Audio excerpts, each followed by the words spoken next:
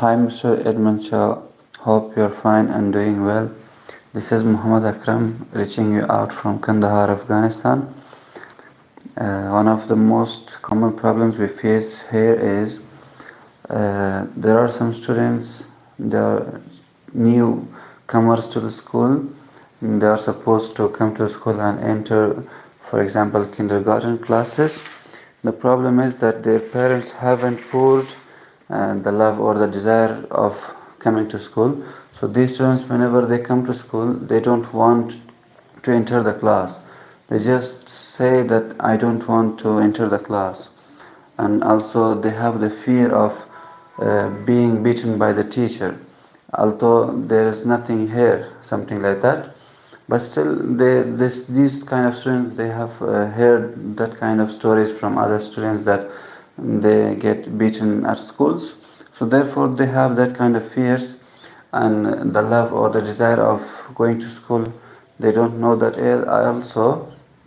And these students, whenever they come to school, they want to be outside the class. They want to be with their elder brothers. So one of the most common problems that today I face is this kind of problem. I hope it doesn't bother you to give us some advices about this type of issue. Thank you very much. Thank you very much again. Hope you have a great time. Bye. Puri Pushtani di Deramanala Akram Chana.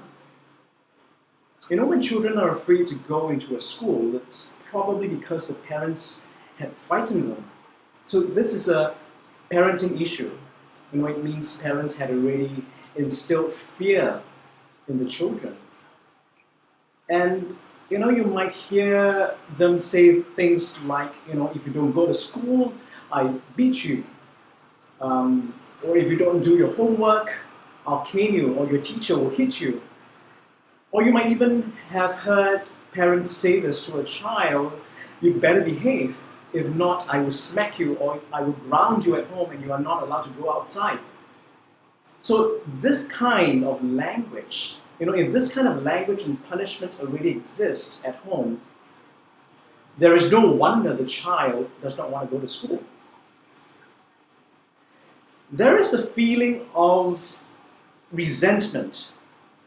He or she might be thinking, I don't want to go to school, but you're forcing me. I hate you, mommy. I hate you, daddy. So that kind of resentment boils up in the child, and he or she does not want to enter the premises. Personally, I don't agree with this kind of parenting, but it is not my place to address this, as this is a cultural issue. So let me address the school environment issue. Let's just imagine that the child is standing outside the school, refusing to enter. But if he or she hears other children laughing and making noise in a fun way, just like playing at a playground, this will make the child curious and want to join in the fun. They won't feel frightened anymore. In fact, they don't want to be left out of the fun. I remember visiting the Afghan Mohammed circus in Kabul. Before the classes began, the children are juggling balls, spinning the diabolo, and running around kicking a football, and having a lot of fun. And even as an adult watching them, I felt like joining in as well. And so laughter is a great way to break down resistance, break down the fear. So this is a very quick answer. As educational leaders, it is very important to create the culture of your school environment and to make it conducive for children to learn, to play, to make mistakes without fear, without judgment. I'm not saying that punishment has no place in school. I'm saying that rules are there to guide children. And when rules are broken, they must learn to take responsibility for their actions. But in your case, fear had already crippled this child from entering a place of learning. So we need to undo that and help the child succeed in a fun and engaging way. For those who want a little theory to help you understand concepts in practice, I'm going to introduce a very a theory, very briefly, called the control value theory of achievement emotions. It states that academic learning and emotions are closely intertwined, right? More precisely, when emotions are tied to achievement outcomes, such as performing a task. Well, let's give an example. In a preschool context, the task could be the ability to tie your shoelaces, or the ability to jump across hoops, or the ability to count from 1 to 10 in Dari, in Pashto, in English, for example, right?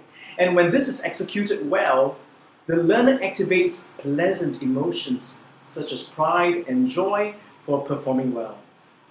But if the learner fails the task, for example, unpleasant emotions such as shame and anxiety are activated. So these are what Prof. Reinhard Pekrund calls achievement emotions.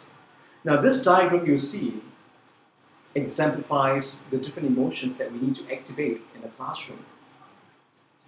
Though these are related to activities and performance tasks in the classroom, there is also research to show that students feeling interested, being curious about what they're going to learn and experience with a positive effects on motivation and learning.